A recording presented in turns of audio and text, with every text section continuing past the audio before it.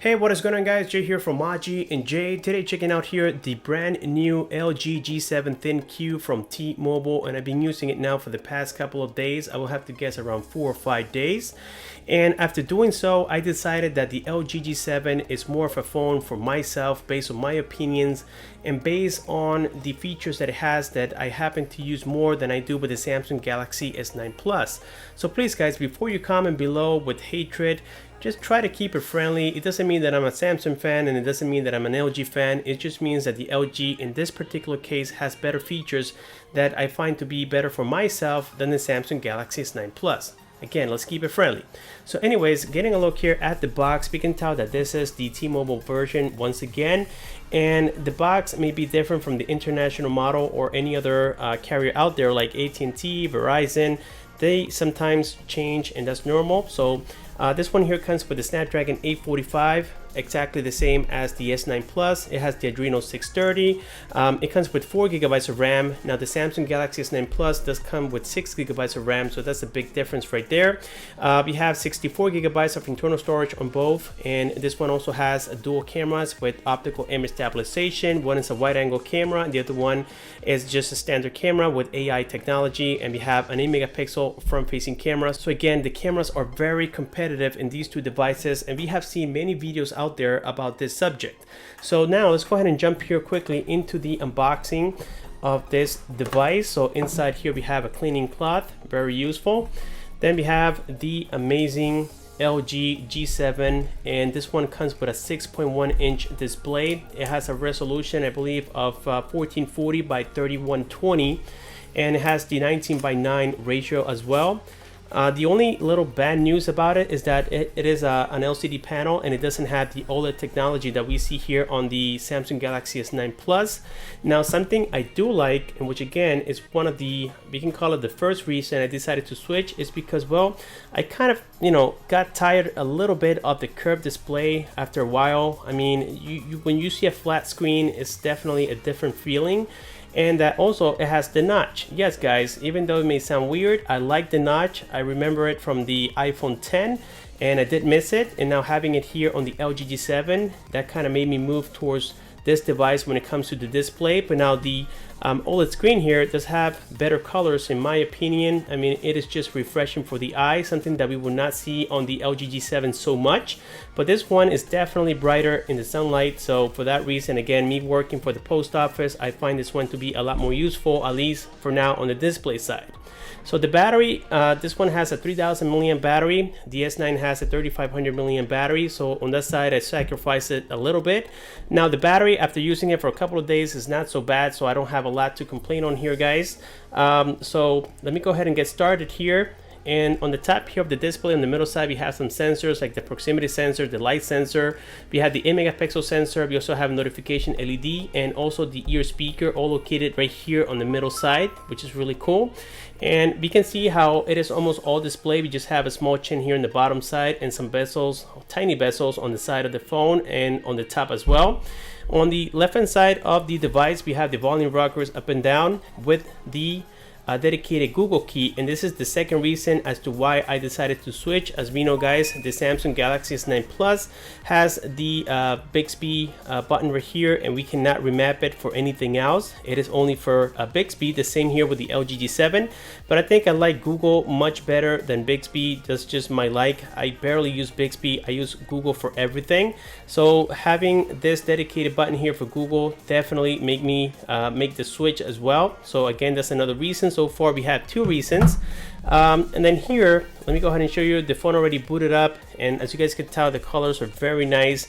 When you look at this in person, it looks a lot better. Another reason I decided to switch is because this phone is a little bit narrower, meaning that you can hold it better with one hand. If you guys take a close look here at my thumb, I can reach the entire screen with just one hand, and I can also do it here, or almost do it here, with the Galaxy S9 Plus. Let me go ahead and remove the protector, but we can tell, guys, that I struggle a little bit more. That's because we have a wider display here, so for that reason I cannot reach the entire screen with one hand, unfortunately, guys.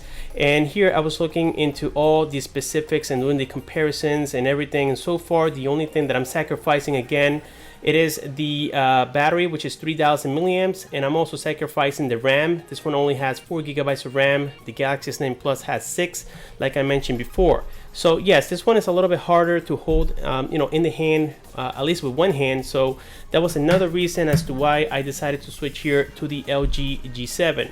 I have set up everything on here. Let me go ahead and show you. Unfortunately, I gotta enter here my pattern. So the fingerprint works very, very nicely. And this time with the LG G7, we have here something very cool, which is the power key on the side. As you guys can appreciate, we have the power button right here.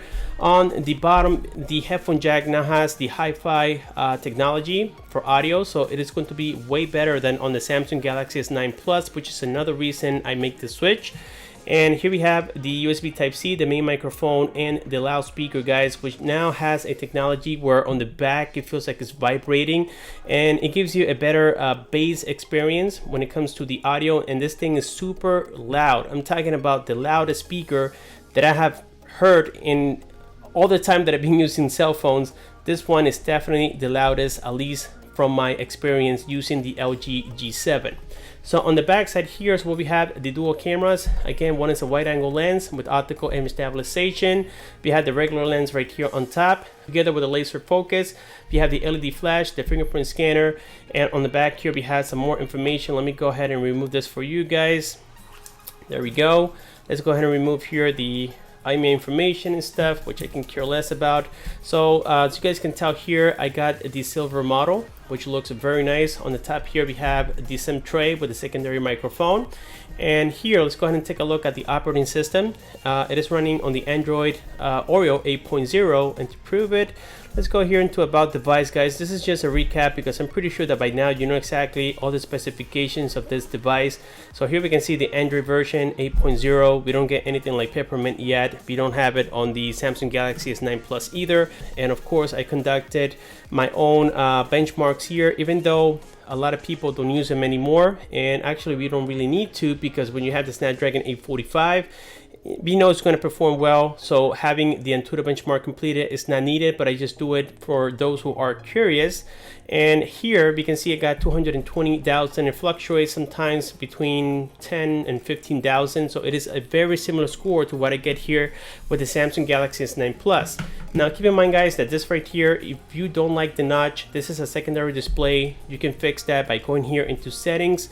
Then you go here into display settings, and we have the second screen. And from here, guys, we can go ahead and customize it the way we want to. Let me click this again, and right now again we have the notch on here, but you can make it disappear by clicking on custom.